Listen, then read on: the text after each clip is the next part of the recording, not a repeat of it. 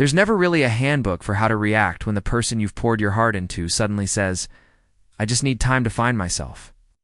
At first, you hold on to hope, thinking it's just a phase.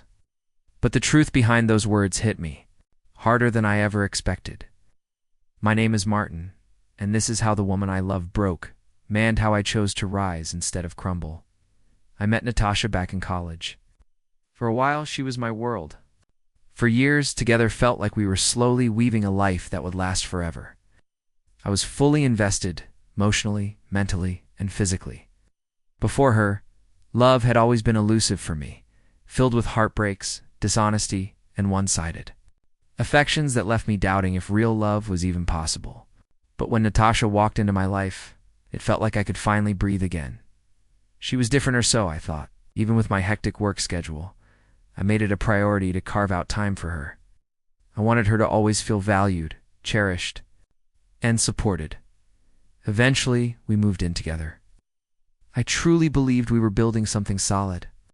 But love can sometimes blind you to small signs we should have seen from the start. One day, a close friend pulled me aside and simply said, "Martin, it seems like you care more than she does. Just be careful." I brushed it off, convinced he didn't understand our connection the way I did. Told myself she was simply reserved and that I knew her heart better than anyone.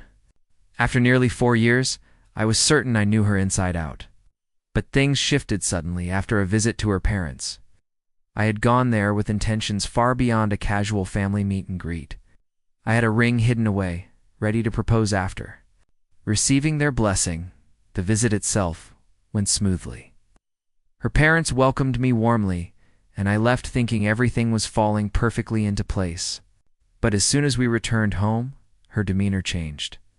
She became distant, withdrawn, and emotionally absent.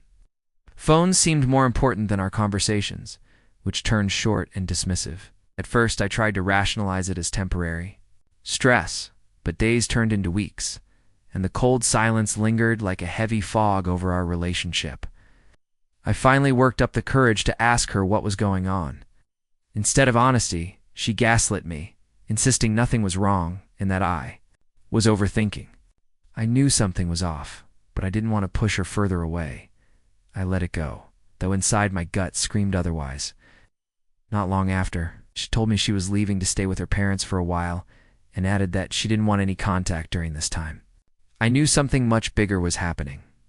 I gently asked, "Why can't we talk while you're figuring things out?" Her answer was cold and rehearsed. "This is about me.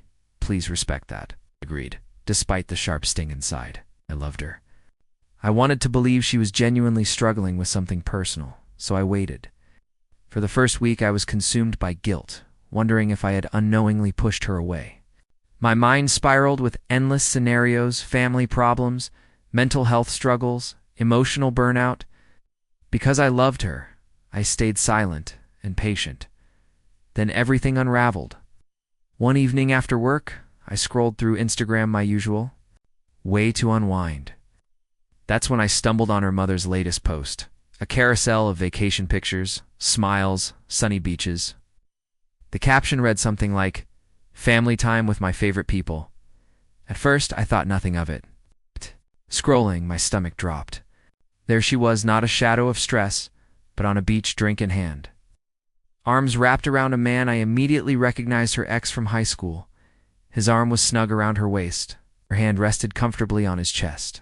They looked like a couple madly in love, not two people casually catching up. The worst part, she had no idea I followed her mother's account. Months ago, I'd followed her mom on a whim, never thinking it would reveal the truth she tried to hide. I stared at that photo for a long time, trying to piece together how we got here. Days ago, I had been blaming myself for everything, while she was already vacationing in another man's arms. When I had asked in the past about this ex, she always reassured me that he was simply reaching out, and she had no feelings for him. She made me believe it was nothing. Like a fool, I trusted her. That night, I didn't sleep. My mind raced. Was I really that disposable? Did for years mean nothing? As the sun came up, I made a decision.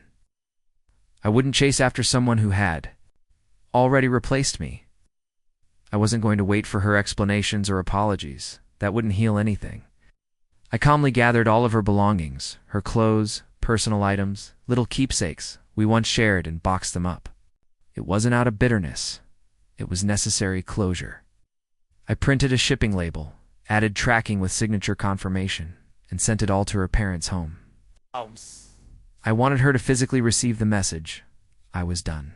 2 days later, she called not to apologize, but to scold me for sending her things back. She called it embarrassing and said I should have spoken to her first. I let her vent, calmly listening to every word without a single interruption. When she finished, I replied with only 3 words: "Enjoy your life." Then I hung up. After that, I went silent. I didn't talk to anyone about it. I buried myself in work, trying to heal on my own. Some days were easier than others, but the pain came in waves. Still, I never reached out. I never checked her pages. I didn't allow myself to fall into the cycle of needing closure. Nearly 2 months later, she finally messaged, "I miss you." I stared at the text but didn't reply. The silence must have rattled her because more messages followed. "Why did you end it? Please just say something." Still, I said nothing. Had finally found a sliver of peace, and I wasn't about to let her pull me back into chaos. When she begged to meet or call, I firmly told her to stay with the man she chose. That's when the truth finally came out. She confessed that her parents had pressured her into reconnecting with her ex. They always preferred him. He was from their world, and they hoped she'd end up with him. She claimed it wasn't her decision and that she didn't actually want to be with him. I asked one simple question. "It took you 2 months to figure that out?" Her silence spoke volumes. I told her I was done with the lies, the guilt, and the drama. She sobbed into voice messages begging for forgiveness, but I was finished listening.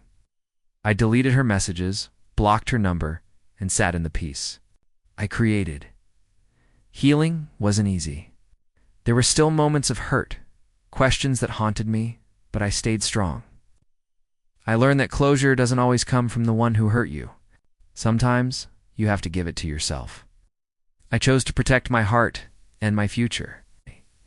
And if you've ever been betrayed like this, if someone you trusted turned your love into a weapon against, you know this: you are not weak for loving.